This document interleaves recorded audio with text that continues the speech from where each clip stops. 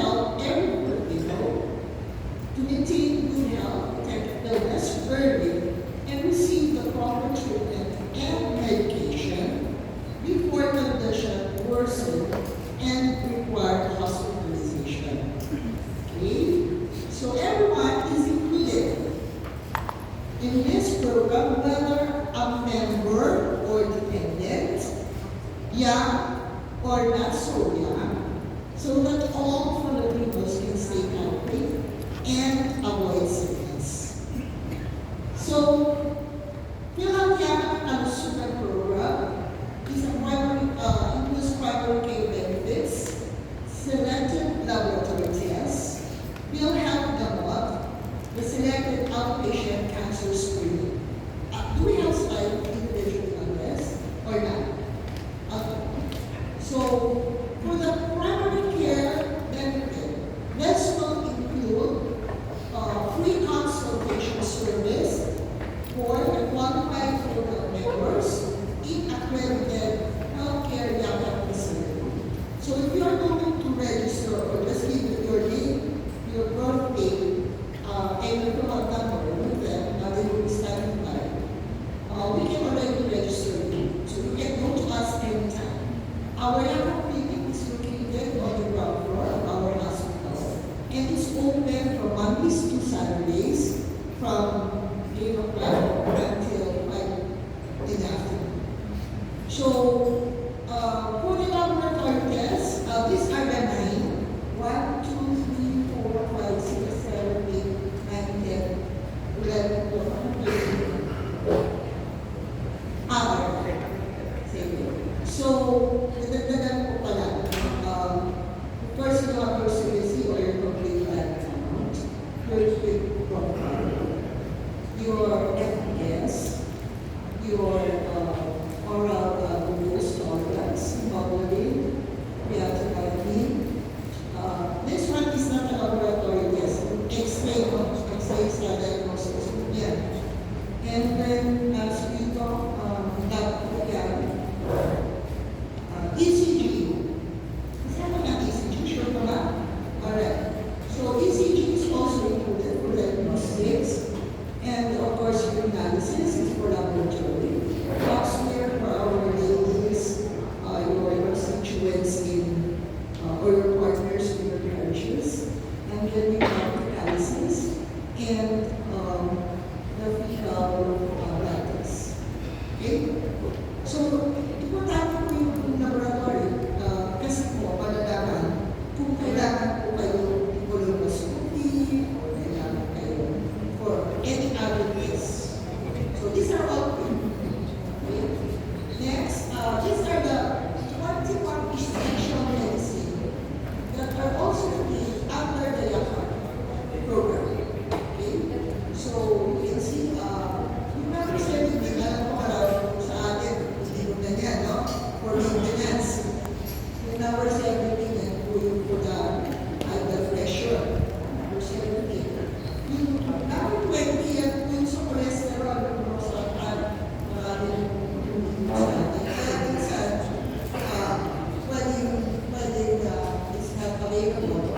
It's not available for us. Dito another display. Yung sa kapot, kasi pwede naman but the priority is in our pharmacy.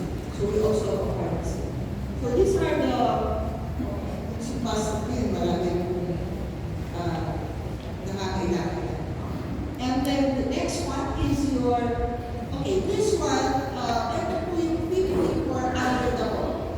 Not all Yaka community are accredited, but PhilHealth is already accredited. For 1 year, non-transferable, you have a budget of 20,000 pesos that can be used for this. Kaya po napaka-importante ng IT namin. Kasi po, yung IT namin, namumonitor po namin kung magkano pa ang balanse. No? So, pwede po yan makuha 1 year. Hindi po siya pwedeng, for example, hindi mo naubos. Hindi po siya pwedeng years. So, hanggang dun sa year, and then another 20,000. Unless the government changes it to 30,000.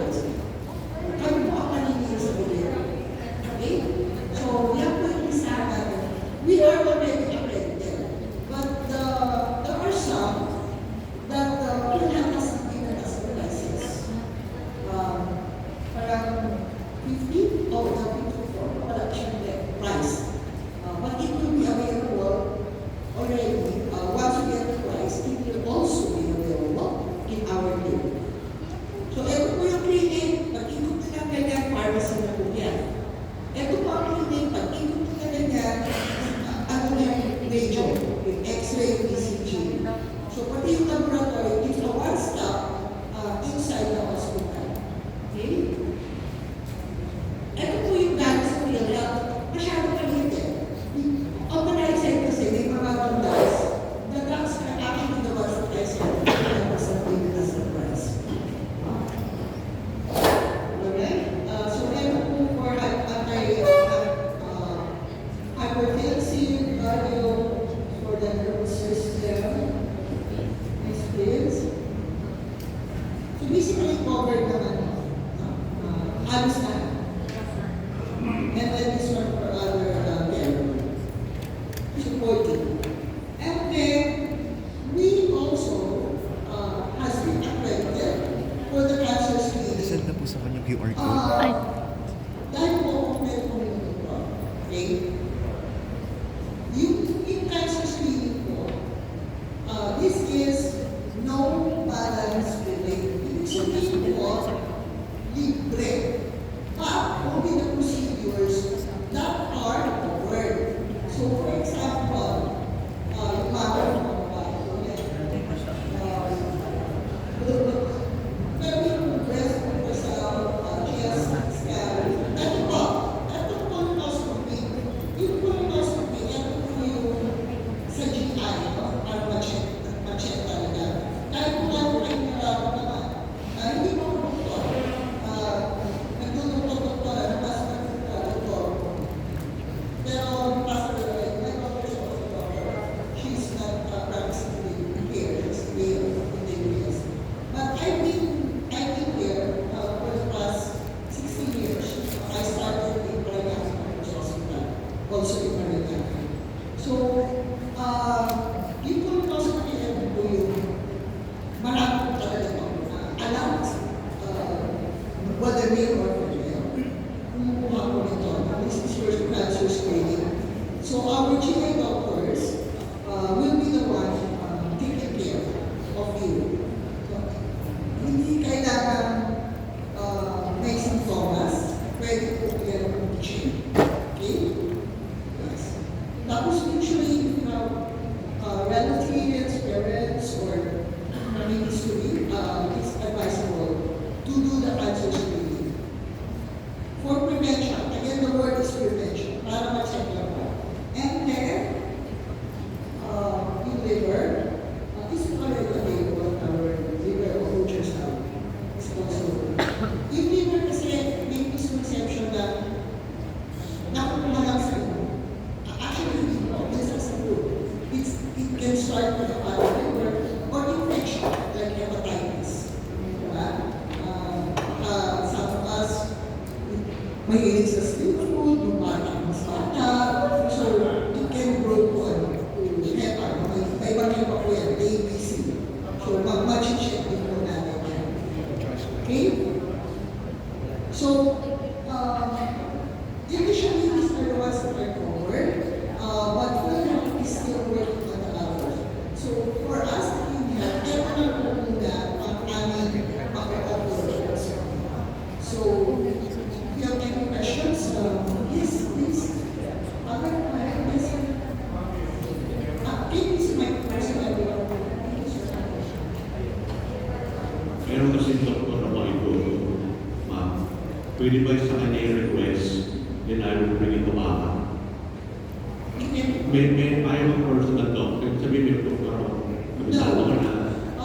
It's like this po, because not all doctors are young doctors. Ibig sabihin, it has to be accredited. That's why, sabi po, like for example, Dr. Terry po is our clinician. That's the clinic siya. But the one, yung sa GI bullets, specialization, Yung doktor mo parang niya ako doktor. Ano siya, government. yes. Yung kailangan namin sa kanya. Yes, are you yakap? Yakap. Ano po, but kasi, a lot of doctors na are also doctors in Parañaque. We used to Parañaque doctors, but we sold it to PIC. That's why it's not another management now. But we were the ones who got it. Parañaque, so we were the ones also who divided the doctors. So did I answer your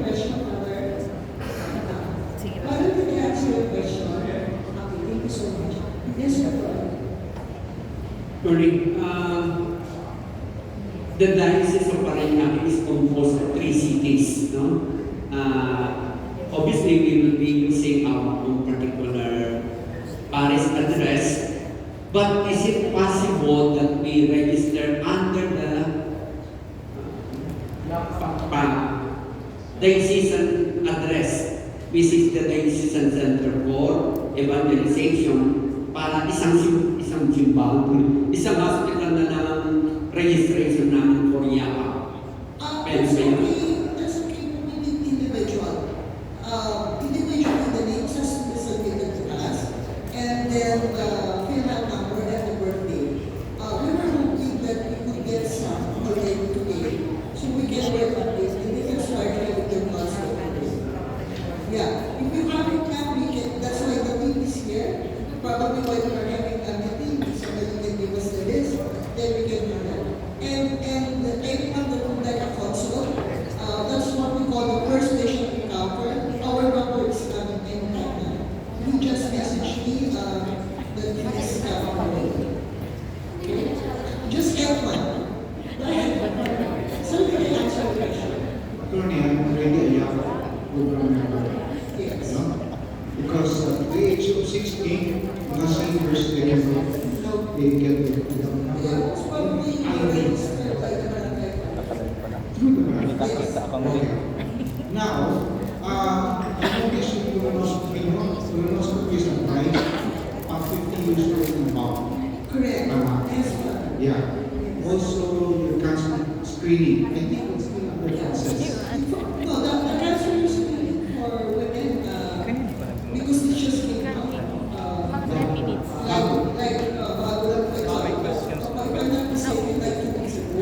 Yes. But because as I said, we have the person to grant it, and we have the equipment. Meron kasi kami na all hospitals kasi may gamit. That's why I'm encouraging you, I'm not trying to discourage the standalone. Yung mga standalone kasi the work with the government. Yes. But yun, ang pinirang po nun sa gobyerno kayo. Kami, pag dito kayo sa amin, hindi na kayo lalayo. Nalayo. Ang CT scan dito ang class. Yes, then we have MRI. Yeah. Yes. So our MRI is also available. Our laboratory is level 3. Yeah. Kasi I was excited to be na yung school. Ayos po. Yeah, kayo po in charge ng PhilHealth, PhilHealth sa PhilHealth. Opo, already ko yun na. And everyone will. May isa lang po ako request. Kasi kung nagsisipol ako dyan, hinihingan pa ako ng ID. Pag nagsisipaw ko kayo, Pumunta ako dyan kasi kasi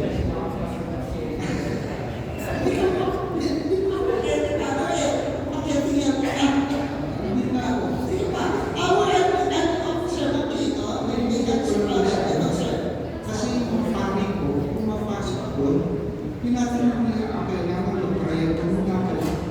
Pero sandali, yun ang other hospital.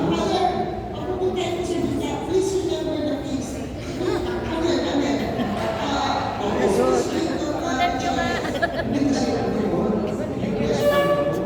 Maraming mga pasyente Ay, dapat pa wala.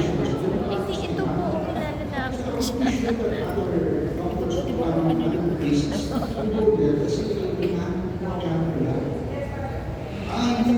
ito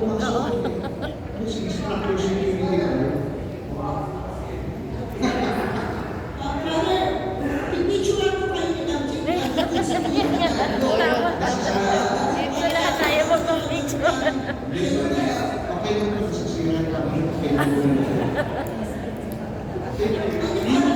Yung naka-register na po, you can actually transfer after 1 year. Yeah. So, parang naka-register kayo doon. Sige lang, Father, tumulong kayo. Tayo naman sa Kita raw siya. Di ba? Kasi yung registration requirement nyo is person yun. Hindi pwede na sa amin. You can go ask them, request for the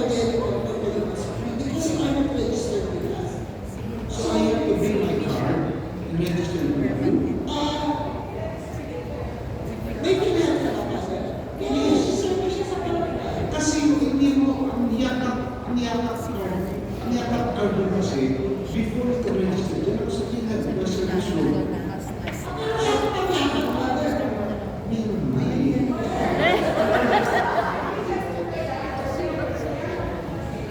Iba yun. Doon na, let me finish. Kung Ay, di ba yun yan?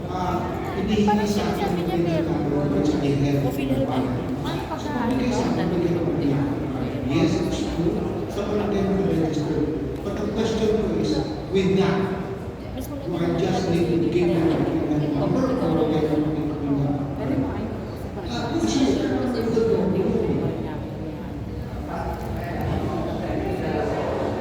Father, kapag kaya po tayo is registered na sa isang facility, yung facility, usually doon tayo magpaponsol and all, medication. So ngayon po, if in case na ang patient is registered sa facility na to and kailangan niya ng colonoscopy, so gagawan lang po ng referral ng facility na kung saan kayo registered, papunta sa amin. So, pwede po yun. So, facility to facility, yung it's referral. wrong time. So, ang point ko is, with my full health number and full health card, can I go to the medical? Okay.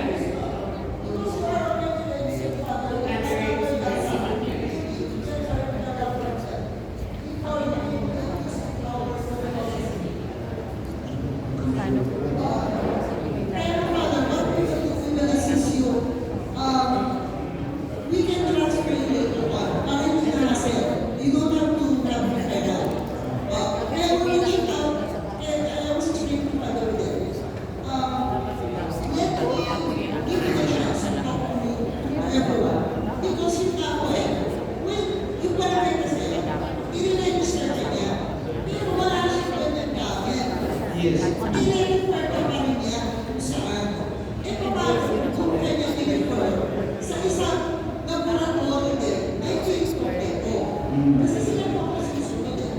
But probably you can request Dr. Pierre, kaya kasi yung niya i-refer. I think I can do much of it. Father Danny has another question. We will prepare our capacity. Yes. Good morning po si Father Daniel Flores ako yung Parish Bishop ng Media Unity at under ng jurisdiction ko yung hospital. So, twice ako dyan, nagpunta dahil parisyon yung mamatay na. Hindi ako pinapasok dahil visiting hours na wala. Tandaan mo, hindi ako pinapasok dahil visiting hours na magre-respeto lang. Tapos sabi ko, lalala ko sa mga inalala ko, nakasumana ako, nakapagkilala pa ako. Ay, hindi sila dapat sa pagkagal, alam niyo, dapat kayo ang nandun. Una-una din yung mga, ay doktor, ito yung mga no? Tandaan niyo, sa mga Catholic countries, once na develop person that's na Catholic, may obligation yung parish priest na pumunta doon. Kahit na anytime, walang time kayo na nagalaw. Diyan, ako yung parish priest, ayaw ko papasok. Diba? Kaya, iparisyon ko yung mga stakeholders.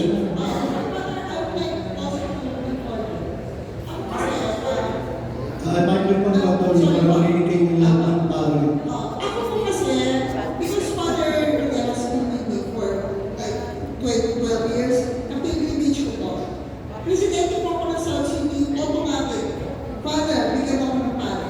Uni-help, si Father Chico Frias, kung natatandaan niyo, I invited him, siya ang nagmamas, but I think he was transferred to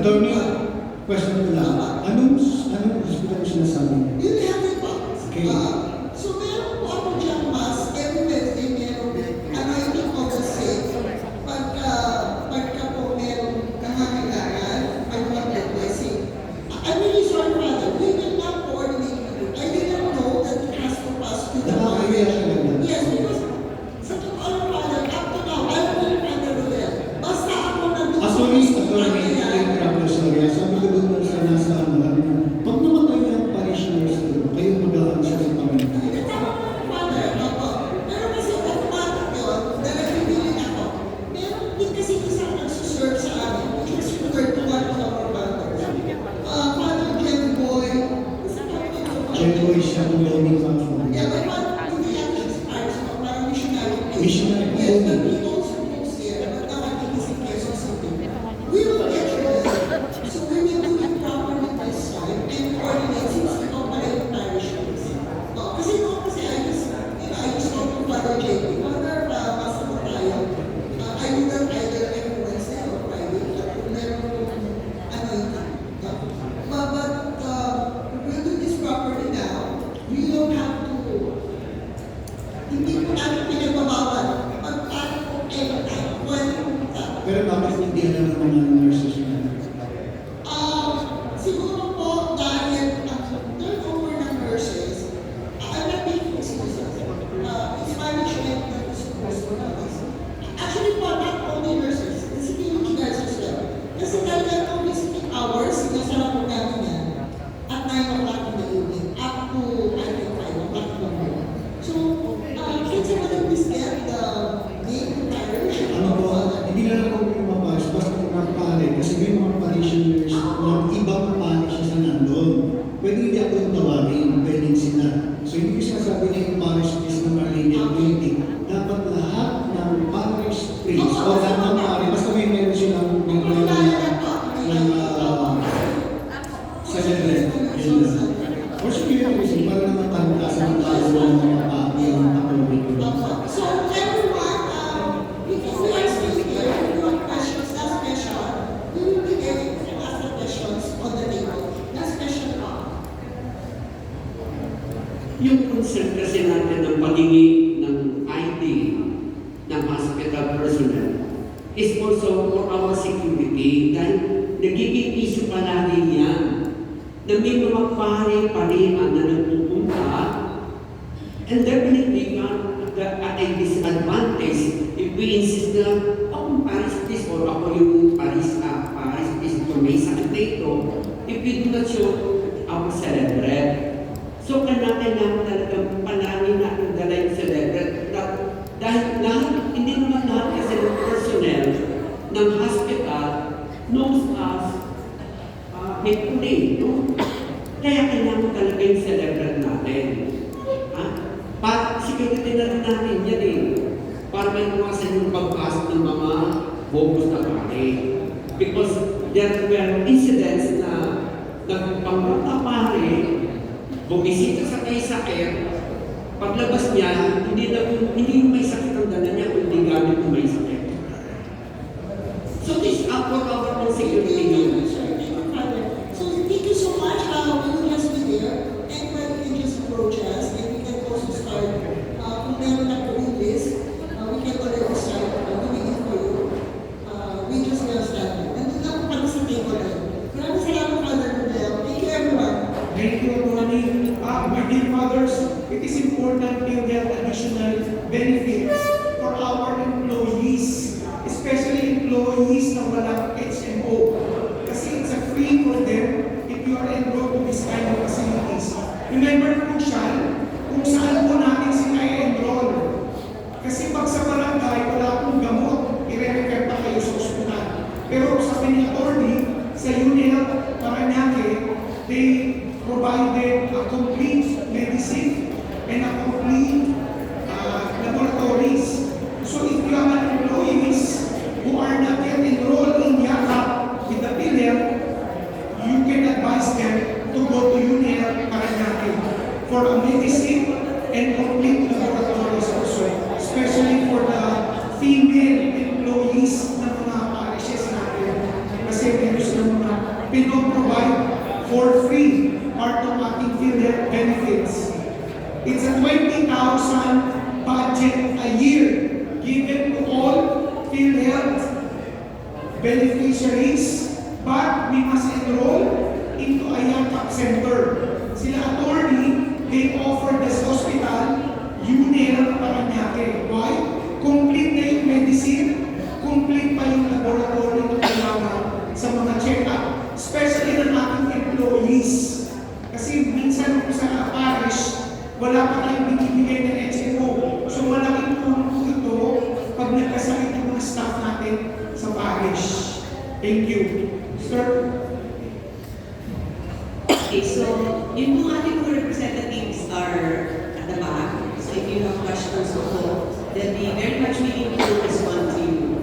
So moving on, as mentioned by Father Gary, the next part will be a short discussion of HR policies. And as you all very well know that in the last month, starting last April 14, the clergy during the period has been going around the parishes.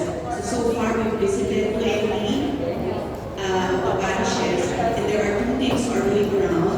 It's the team of HR, finance, and audit, and the next team is our chancellery, properties, and archives. Okay, so why are we doing this? Okay, so collaborating yun, as we said, it's to help the parishes in terms of improving and updating documentary requirements and providing guidance in the parishes. Okay, so based on the initial rounds for HR, I would like to share with you some of the observations and things that we can already improve as we move along. Okay, so we'll start off with the documentary requirements. Okay, there are at least 10 requirements. Okay, these are the things that we saw. Okay, one of which is a very important document. It's your employment contract. So, based on observation, not all parishes have employment contracts. Pero meron po kayong appointment letters. There are very flimsy difference between an employment contract and an appointment contract.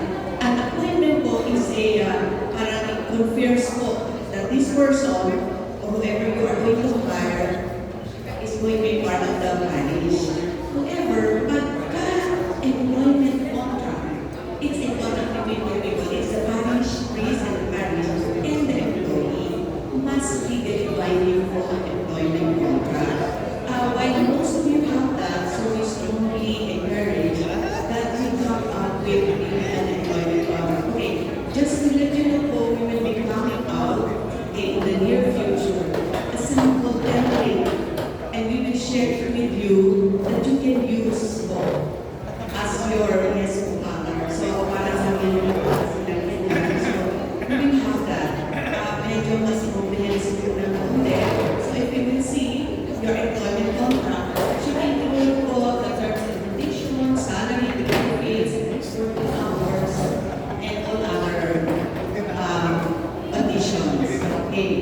The next one, when we hire all we let them go to a probationary period. What is a probationary? It's within the 6 months. Pero let me be very clear about it. Pag lumampas tayo ng 6 months, automatic permanent. Okay. Within the first 5 months, of the employment, that's why it's very important that your employment contract has this clause that when you become permanent, you as a parish priest or the parish may, on just cause, ask them, this person of moving to be, to resign. Hindi po yan, kung kaya siya ng problema ito, sasabihin ko na yan sa kanila as a probationary employee. However, there will always be that clause na dapat yung talk to them. Okay? However, pagka lumampas na po yung, meron po kasing walang documentation na dapat pag lumampas na 6 months, automatic na po siya. Magkakaroon po tayo ng problem. If ever after 6 months and we found out na parang hindi naman siya masyadong okay, then it will be very difficult for us to let this person go. Official na po siya sa amin. Okay, so let me just jump a little in terms of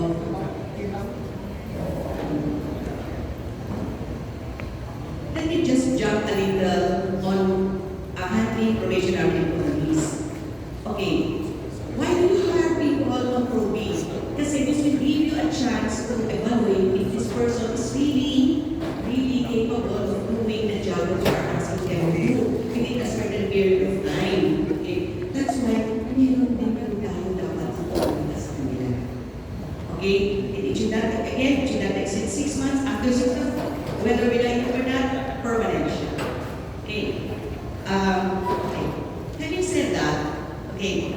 along the 5th month or even earlier, if you think the employee is not fit to be part of your parish, sasabihan mo natin siya. And then he or she can, you can ask the person to go. Law po ito. Meron din po akong na-observe. Okay. When we hire pro-paid employees, automatic po, minimum wage siya agad. Okay. In some parishes, ang sabi ko kasi, pro-paid pa lang siya, hindi minimum ang binibigyan.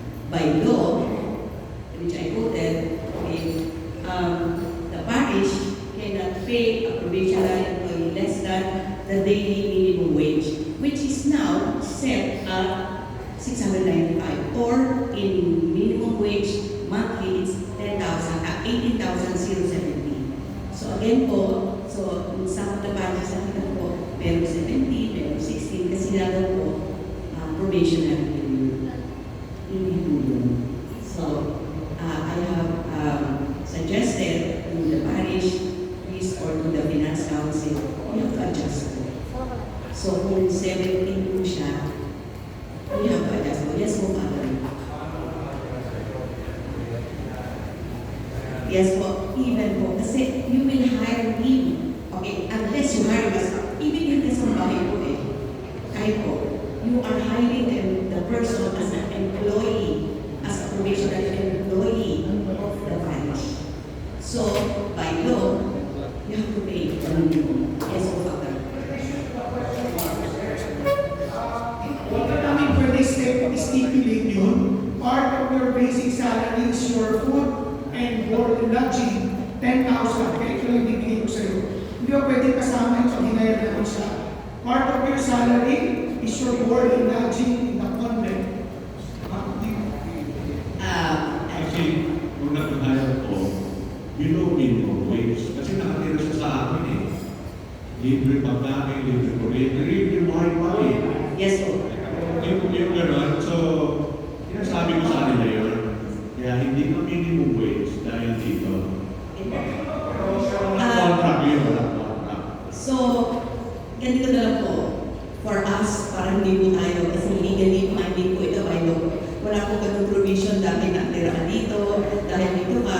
So, ang ibibigay ko lang sa'yo ay 15,000 kasi the rest of the 3,000 will form part of your ano. Wala po ganun. So, if I will suggest, you give the 18, kung nyo na lang po sabihin, I mean, verbal na lang po kayo na, I mean, yung ganung condition na wala po sa law, libre kasi ganito, libre kasi ganito, that's it. But you give the minimum. That's why wala po yung provision na dahil dito ka nakatira, libre ka. Wala po ganun. Yes. Meron naman tayong option doon na magagawa legally pa rin. Give the whole salary. 695. Computed sa 26 days, no? 26 days. Okay, 6 days. 26 days. O, 18,000 a month. Pag bigay ko ng sweldo, per month, then you give me 6,000 for your board and lodging. That is, klaro. Mas dokumentado. Diba? Yes. Again, at the end of the day po, sinasabi po natin, depends on the financial capability of the parish. But as far as, we're talking lang po of salaries, as far as legal and required by law, yun po siya.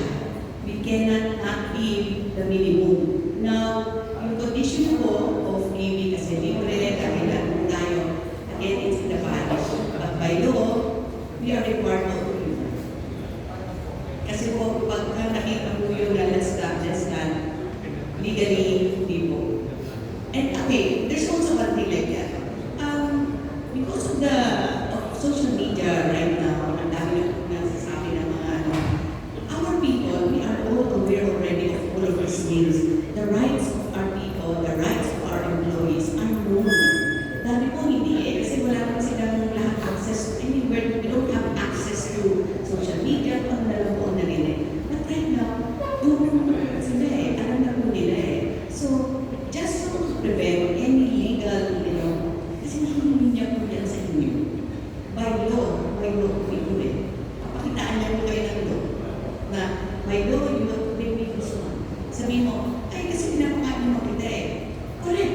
So, it's thank you Lord, I have that additional benefit from the goodness of the heart of our parish priest. But by law, we have to do this. So, yun lang po siya. So, may ganyan po tayo, pero nakita gano'n. So, that's why I was sharing this one. So, I think we have to, keep that, at the level of our awareness mo. So, again, so parish priests cannot legally pay a probation below just because they are under probation. And of course, they are already entitled to the statutory, later I'll talk a little about statutory SSS, pag-ibig, and funeral. Okay, so I jumped a little, probably because of that.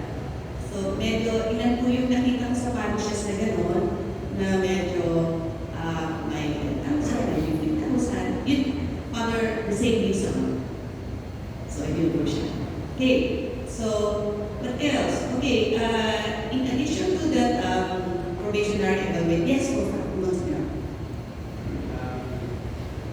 I'm not sure kung meron isang step na presentation about the kasambahay regarding the minimum also for the Itasan po kasambahay. ang kasambahay. Hindi ko po siya include dito sa regular employee ko. But again, meron din po yun sa law already. You have to pay the kasambahay. If you are identifying The food and the laundry. yes. Kung Father, kasi po, I saw in some of you, meron po on-call. Hindi po siya talaga kasambahay. So, parang may on-call siya, parang 3 times a day, 3 times a week. So, you pay, let's say, yung iba, binibigyan ko na 695 eh. So, yung iba, less than 500, gano'n. Pero kung kasambahay po, kung kasambahay po siya, you have to pay the minimum of 8,000. Minimum po yun ang kasambahay mo. By law.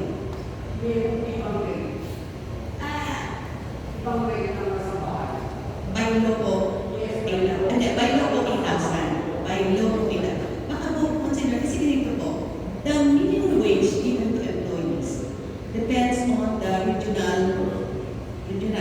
Sa national capital region, 695. Pag bumaba po kayo, in region 1, 2, 3, 4, at pababa, down na lang hanggang minalaw, nag-iiba po ang rate. But in the NCR, it's 695. Yes po.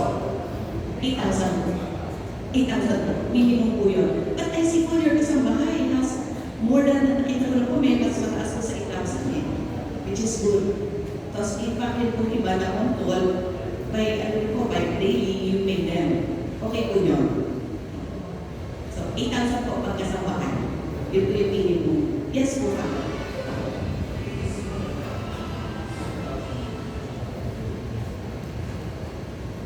First of all, can we have a copy of the report? Yes po. This one, we can share po. Yes po. Tsaka, hopefully, parang lahat ng po for employees, so updated na po. So that for Yes the po. appointment and everything. Yes po. Yes. And also included, just in case po, for example, for staff who have been serving the parish for a couple of years, Yes. how much will they incur the studies in preschool, medical scheme or something? Okay po. Or a standardized salary po for the carriers or licenses po. Okay po. Thank you, Father. If I may, right now we are in the process of finalizing our manual for the parishes. Okay? Ang request ko ni Father is to standardize. May not be as easy to do that. Unlike in the corporate world that we can easily do that. Again, it depends kasi on the financial capability of the parishes. However, we will try as much as possible to have something. Yun po in terms of salary, we can only adjust to the minimum required by law. But as to whether mas standardize natin yung ating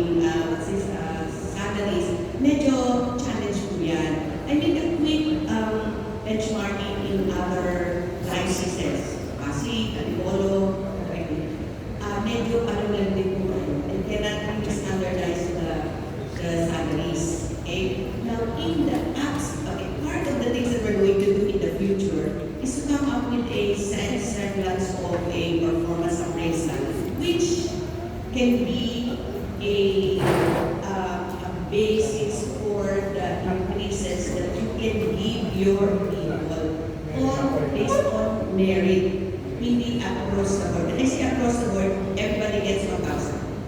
But on merit, it depends on submission. Okay po.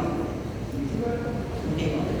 Father, medyo namabang pa yun kasi may percentage based on performance, based on rating. May ganun po siya. May I have the good privilege of welcoming Bishop Jesper. Bishop. Good morning po, Bishop. Thank you for being here. Okay po. Okay po. Ay, very good po, Father. So, as I was saying, in the near future, we'll try to come up with a semblance of order in terms of a performance appraisal, which you can help, you can use. But in the meantime, again, if the parish will be able to afford, tenure by law is can be a basis for giving increases. Very good. Very good. Now, some of you I saw, nung nag-increase yung minimum wage, nung nag-increase ko ng minimum wage ng ginamit, parang across, increase namin at across the board. Everybody gets 1,000. So regardless of whether the person is performing or not, give the 1,000. O para hindi na po pumatay. Tama po yun, Father. Tama po naman. So yun po yun. Looking forward, we'll do something like that. But we'll do the consultations with you para naman po everybody will have an idea of how we're going to do it. Yun po. Okay? So, yun po yung, yes po, Father, yes po. Pero ako karanasan na dumating ako sa parokya. Pagdating ko doon, yung 20 years, may hindi pa sa minimum wage. O kung hindi, halos kapantay niya yung minimum wage. So, ano pa yun, di ba? 20 years ka na, tapos ganun pa rin ang sahod mo. So ginawa ko, inaso mo. Reality bites po. Sometimes, ang minsan yata minsan 20 years, tapos meron 2 years, ang disparity ng kanilang salary ay maliit lang. Why? Because ang increases po natin in the parishes are only based on the law. Hindi siya po siya magmay, So, kahit matagal po siya, kunyari, hindi naman po tayo every year nag-increase ang government. So, minsan takong taon siya pa. In the last 2 years lang po siya talaga nag-increase ng salaries ng minimum wage. But if hindi, nag-iwan siya. Eh, pag kami hinire, kung ano yung bago, yung magiging rating niya. That's why, again, if I may repeat it, again, depends on the financial capability of the parishes. If you are able, and you think this person deserves, a certain percentage increase, pwede naman po yun. Pwede naman po. Diba? So, okay. Again, by the way, we will try as much as possible to come up with this. Father, we will see. But again, don't worry, this will all be in consultation with our consultants. Yes po, Father Danny.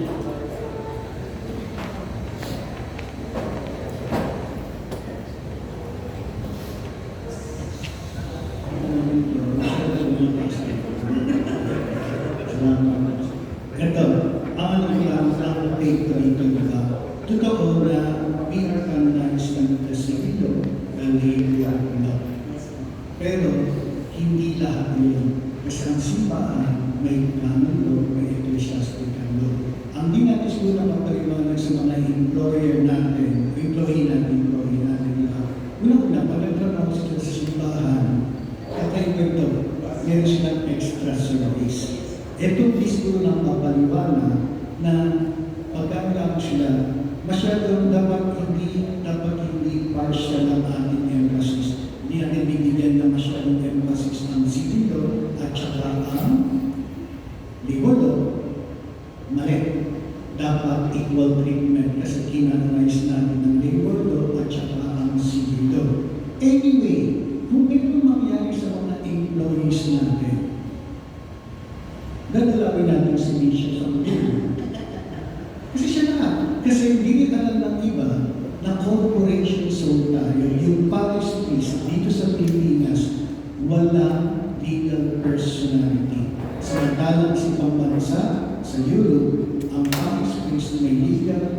personality. He is the representative of the parish, hindi yung bishop.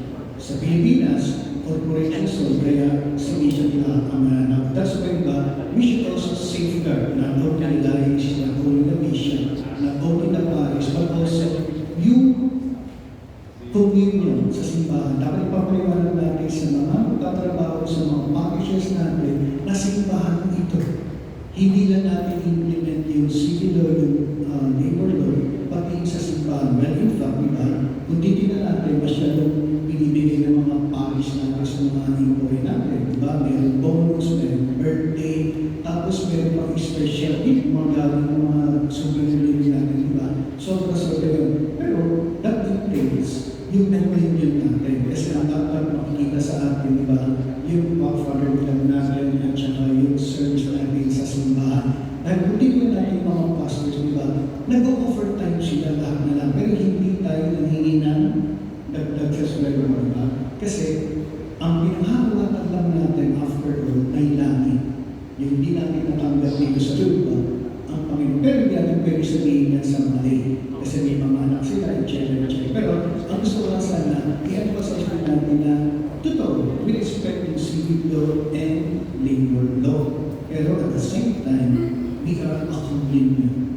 Diba? Dapat i-emphasize din natin na para pagkain na magtatrabaho sa ating mga day, diba? Maramdaman nila na they are serving the church also. To their work, pinabayaran sila. Pero tama lang na kung ano yung dapat ibigay sa kanila kasi ay refresh yung classical definition ng justice, ibigay mo sa bawat isa yung para sa kanila. Yes, Father. Thank you po. Tama tayo na meron tayong aspeto ng pagiging simbahan. At yun nga ang nagbibigay sa atin ng pananaw ng give more. Yun ang huwag natin kaligtaan. We respect not only the civil law, but since we are the church, no, we're representing the church, more is expected of us. Kahit yung kaunting gagawin, bigay natin kung kaya din na natin. Thank you. Thank you po, Monsi. In fact, ano niyo po, when I went around, nakita ko po yun kasi marami po tayo mga parish workers who been with us for more than 10 years. But kasi their heart is in the parish. I always say, iba po yung forward, but iba po ito. But because your heart is in the parish, you give more. So I think the heart of our people working in the parishes are there. Nandun naman po. However, tama din po si Father Danny na, of course, if you have to think we're working for the church, we're working for the community. Meron na din po. So the other side of it is this, family, plus meron po tayo doon na we're also government. So, thank you po for all of your comments. Thank you so much for that. So, if I may continue po. Okay, so again, just so some of other regularization. Nakikita ko na po meron po tayo dito, but it's also important they have this, parang regularize po sila.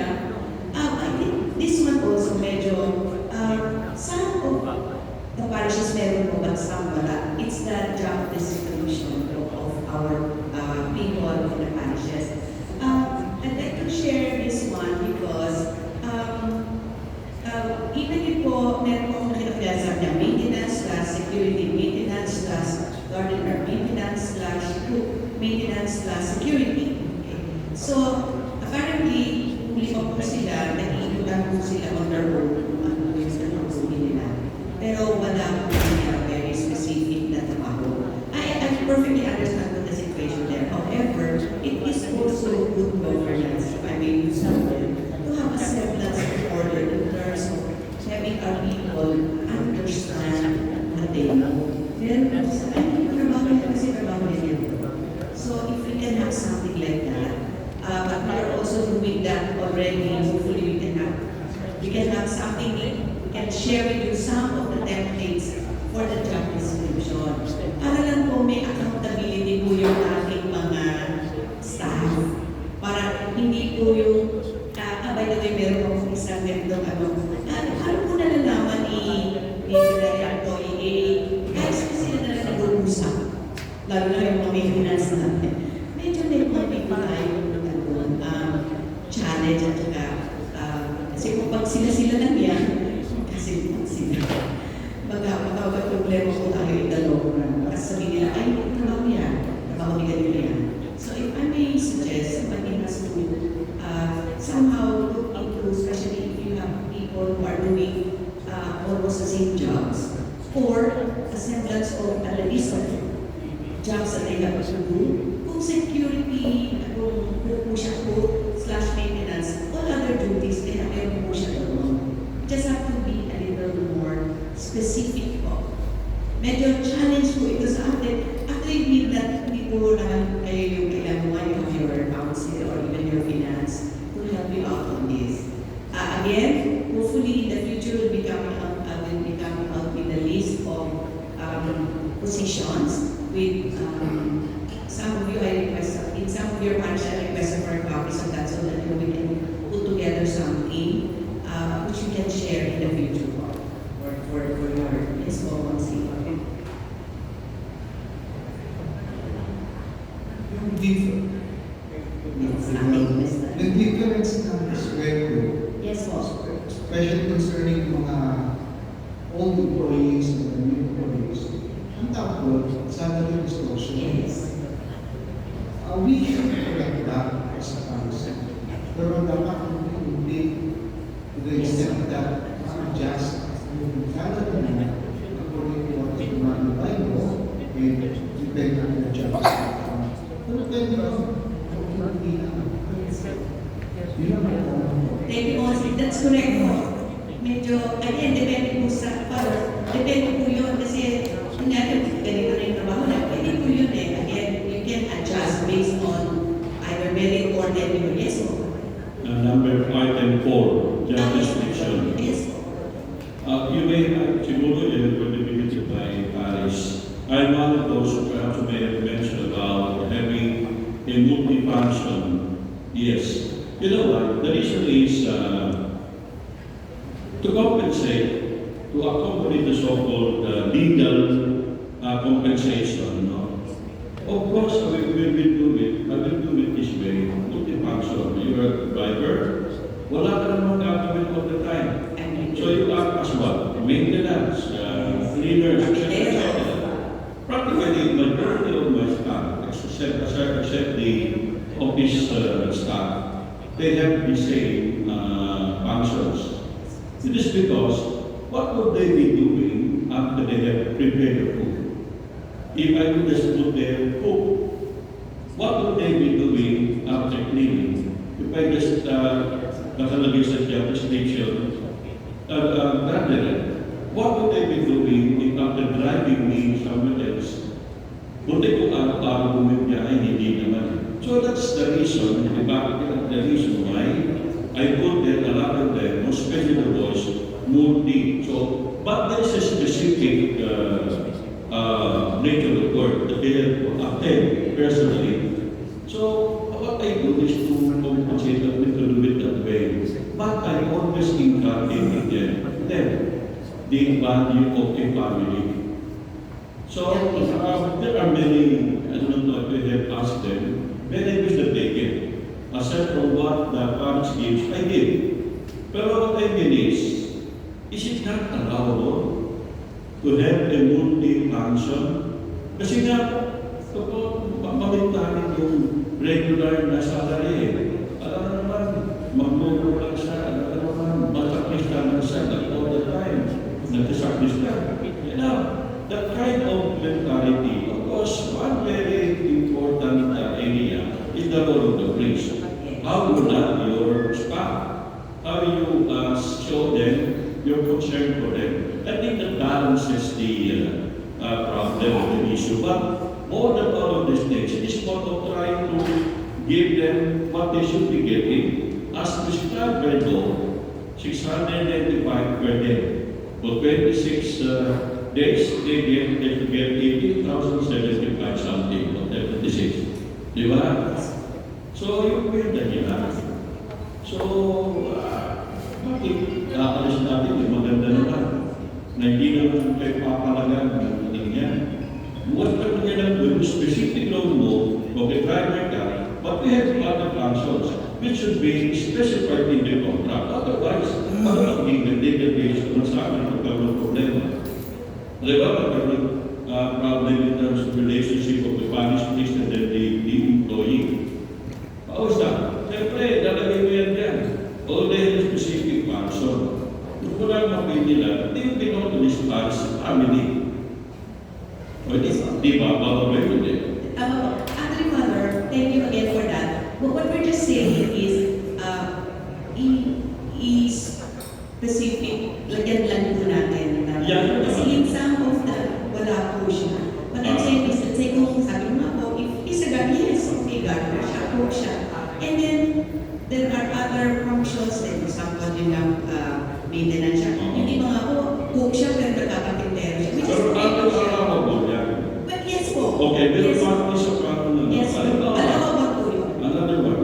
I asked this as Mama Maintenance. Now, I will ask them to do something outside of that nature. Like a driver, yung ba halimbawa gawa ng tape, ng tiles, magpalit ng tiles. Is it allowable also to give them another payment, but not the daily wage? Halimbawa, sa 695, I give them 300 pesos in addition to that. Possible ba? When your Father, again, if you are, Kaya nga po, okay yun. pwede naman po yun, Father. Hindi mo, hindi yan daw ang compensation. Hindi naman po, because you are, okay, ganito po yun. So, meron po kayong job description, meron po kayong, yung sabi po natin, you have very specific function, additional job, driver ka, pero hindi naman lagi, o sa Kristan Mayor ka, hindi naman lagi. But you can do other jobs in the parish. Now, if and when, let's say, kunyari, sabi mo po, maybe kunyari mga, kunyari may bagong, carpentry, bagong siya, pwede naman po yun. Kasi hindi naman siya something that is a regular function. Kung kasi you can just say kunyari mga 1 week siya gawa, and you will pay him additional ng kunyari mga, kunyari lang, 300 a day for 1 week. Pero siguro po, the important on top of, siguro po the important thing there to just para hindi naman niya maisip na, ay, dami bibigyan ako. Very clear na po sa kanya na, oh, etong trabaho to ba, isang linggo mo lang itong gagawin. For the next 5 days, I will pay you 300. So, for 5 days times 300, 1 tapusin mo to, babayaran kita ng 1 and that's it. Yan, pwede po yun. Yes, ma'am.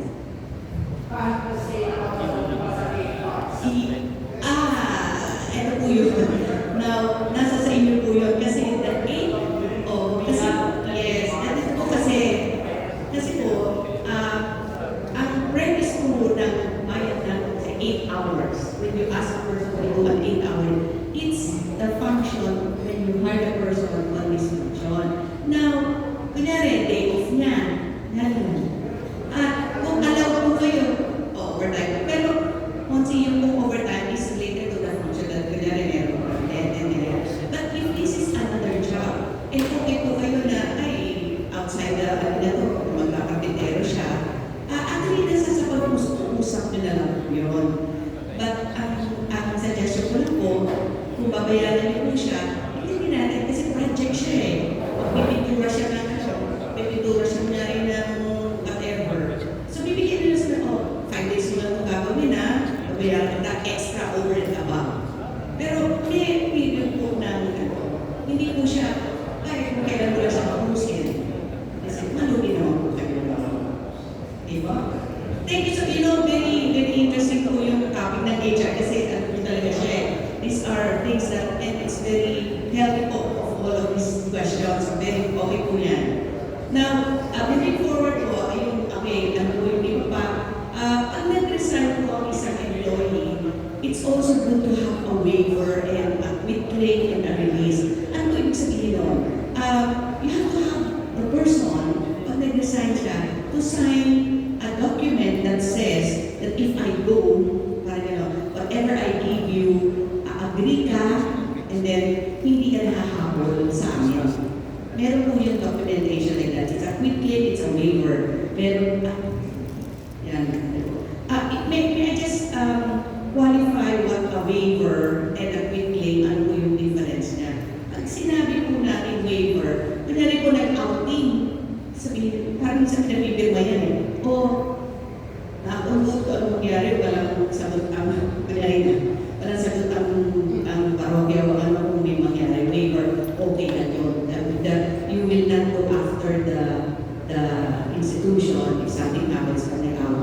waiver po yun.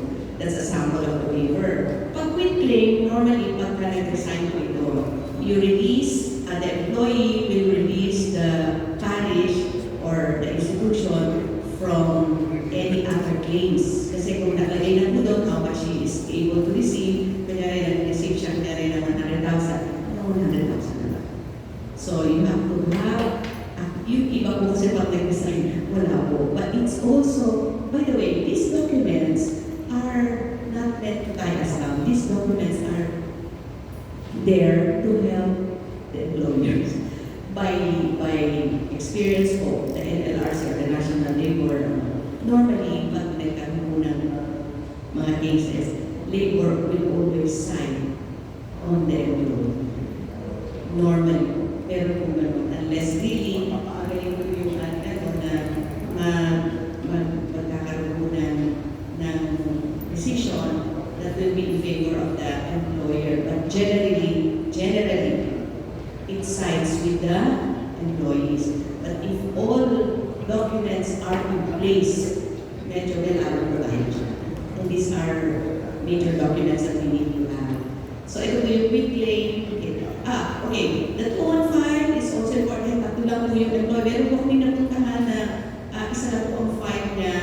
Mga apat lang yung employee na isa lang po ang file. I suggest po isa-isa po yung dapat na file per employee. So nandun po lahat ng documentation about the person. So dapat po meron tayo ilanarong 215. Huwag po siya sa isang file lang po. Dapat po isa-isa. Well, of course, if somebody will resign, okay, by law, dapat po the employee who will resign is given at least 30 days before the activity of the resignation. Why? Because it gives you enough time to look for a replacement or turn over of whatever documents na hawak po ng ating employee. So technically, we can ask that normally po 30 days before effectivity, mag-file na po siya sa inyo ng resignation. Diba? Well, this one, we will not discuss so much of this kasi medyo mahaba po ito if we talk about disciplinary notices. But ito po, sabi ko po, if the employee is already hired, might be very difficult. We have to go through the motion of warning, exchanges of communication before we are able to have these people given suspensions or notices of termination. Okay.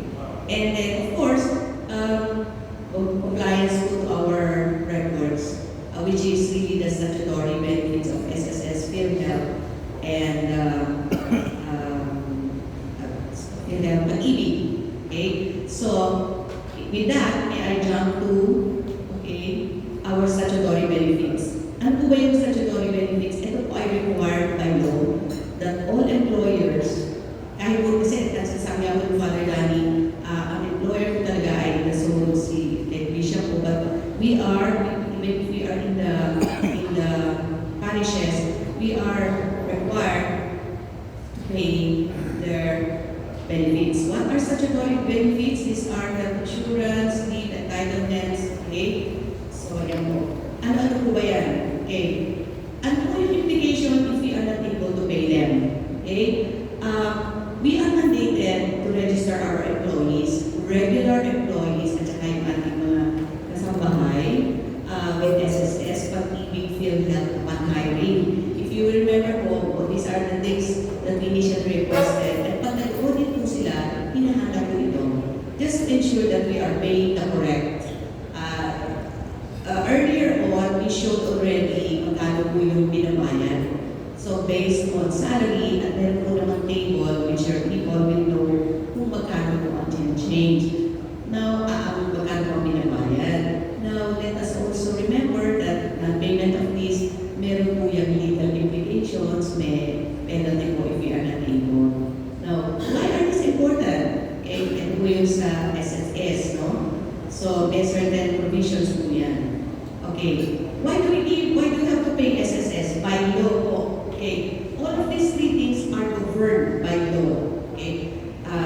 Civil law, okay, labor laws. Okay. Pag SSS po, marinig niyo po yung ating mga employees because if we pay the SSS of our employees, they can collect for their SSS pag meron po nalanan. Pero hindi po natin sila bayan. Ang SSS po ngayon, maternity is 105. So, hindi po kayo ang magbabayad pag nag-huge siya. SSS po magbabayad. That is if we are religious in paying their share about the benefits. So, unemployment, retirement. Consistent. Okay. Pag nag-retire po, yan. Oh, by the way, si Father. So, si Father will check po if somebody retires po from your rank. So, if how, I'm not sure pagkakali po ang nag-retire how it's going to be, but we have already inquired from SSS, so we can help your Father to collect from the SSS. Okay, yan nga sabi ko, itong regular pension po. Parang, I think this year, there's a third tranche. In the last years, meron pong increases eh. I'm not sure how much, pero parang there's an increase of 10% again on the pension. I'm not very sure. Parang may another additional 10%. Parang, I think it's a third tranche. So mag-i-increase po kung nag-pension lang po yung iba, mayroong additional na increase in the pension. Okay? So, if an employee gets sick, injured yan, meron po siya. Okay? So, again, by law, why is it important? Okay? It directly affects the security, dignity, and future of our employees and our families. Okay? What's the next one? It's pag-ibig. May ibig sabihin po yung acronym ng pag-ibig. Ano yung sabihin niya? Pagtutulungan sa kinabukasan, ikaw, bangko, industriya, at gobyerno, pag-ibig. So, hindi po natin alam. So, yan po ibig sabihin ng pag-ibig. Okay?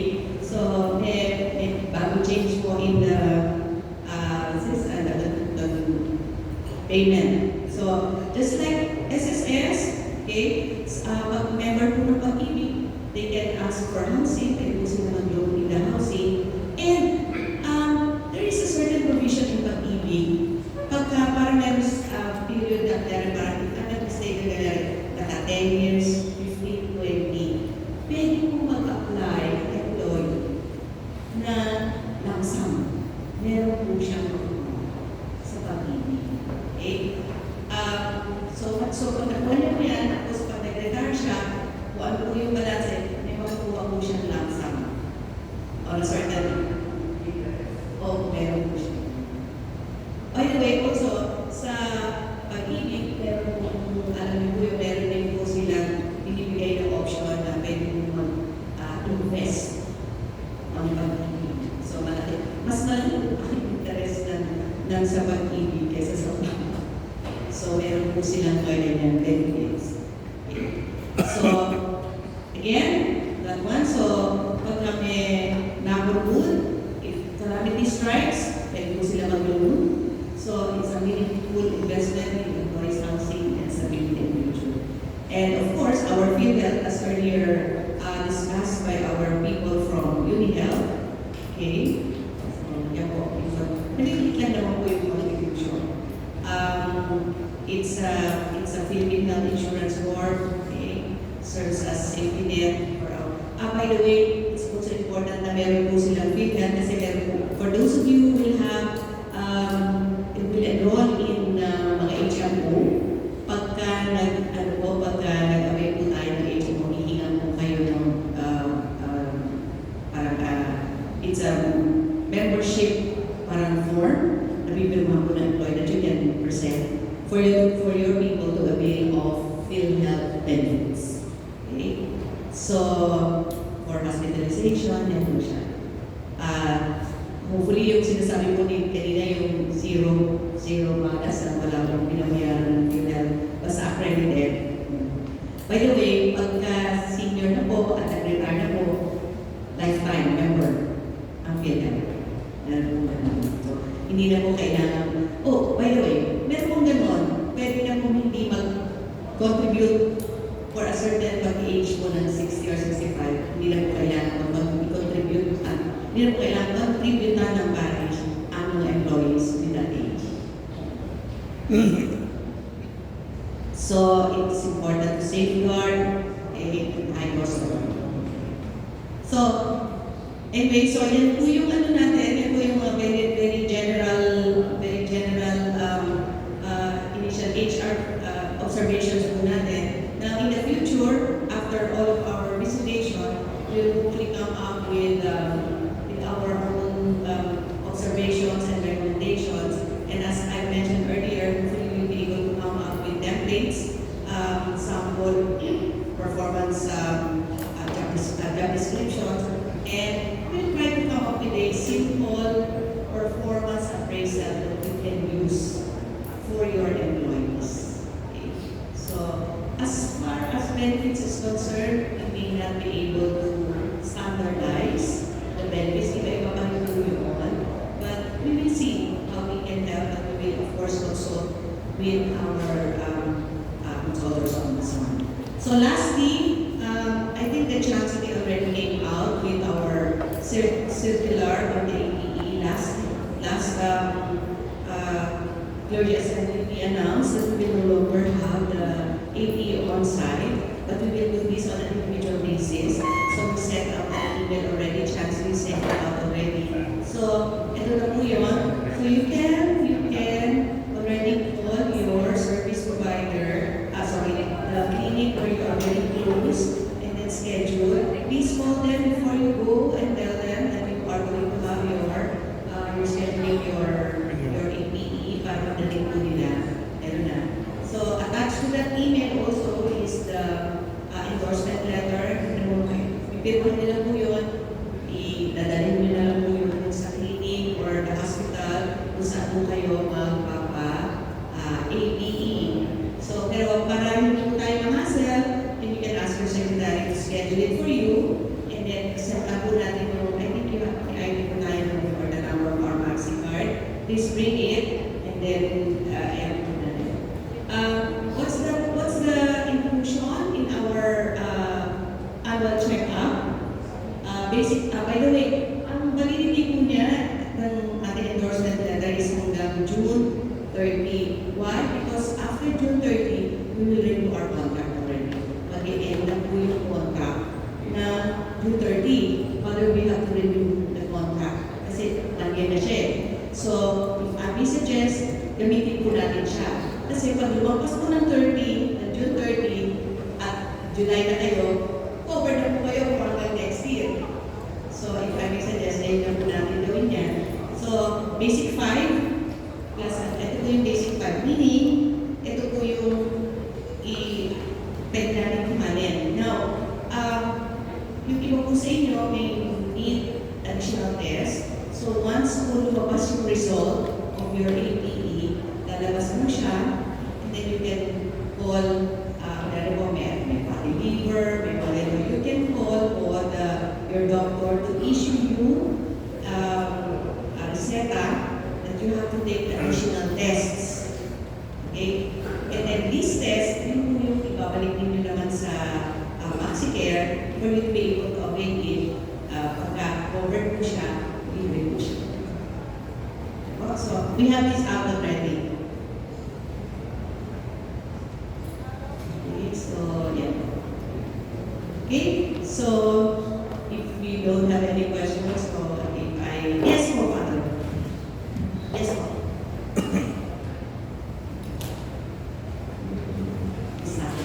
So, starting this year, wala na po yung dito lang. So, kami na po ang pumunta. Yes po, Father. So, before June 30. Yes po, Father. And then yung endorsement letter, Naka-attach po dun sa email na sinend po sa inyo ng chancellor. okay, you just show it, Yes print po. it. You sign up po and then read it. Yes po.